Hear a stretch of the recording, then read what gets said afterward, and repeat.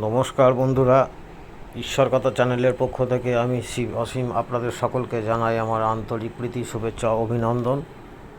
আশা করি আপনারা মায়ের কৃপায় সকলে ভালোই আছেন। আজ কৌশিক অমাবস্যা। এই কৌশিক অমাবস্যা তিথিতে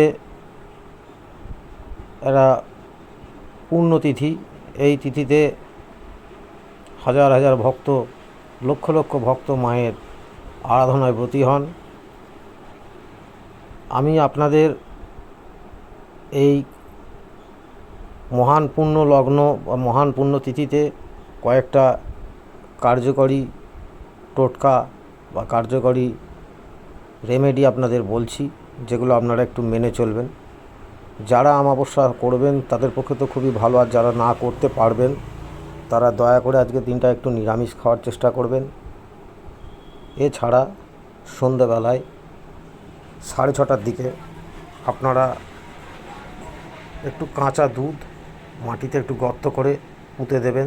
যদি বাড়িতে কুয়ো থাকে তাহলে কুয়োর মধ্যে দিয়ে দেবেন, আর যদি না থাকে তাহলে একটু মাটিতে গর্ত করে তার মধ্যে কাঁচা দুধটা ঢেলে দেবেন।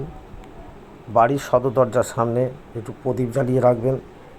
রাত্রিরে শোয়ার সময় বাড়ির যে একটু বাসন কোসন যেগুলো হয় খাবার, সেগুলোকে সব মেজে ধুয়ে রাখবেন, কারণ এটা আপনার বাড়ির যে নেগেটিভ শক্তিগুলোকে সেটাকে তাড়িয়ে দেয়। নিকটস্থ কোথাও যদি মায়ের মন্দির থাকে, তারা মায়ের, তাহলে একটু লাল জবা ফুল আর একটু সিঁদুর মাকে দান করবেন।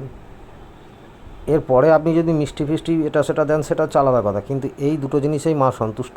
মা অল্পতেই সন্তুষ্ট হন। মাকে মনস্কামনা জানাবেন। আর মায়ের যারা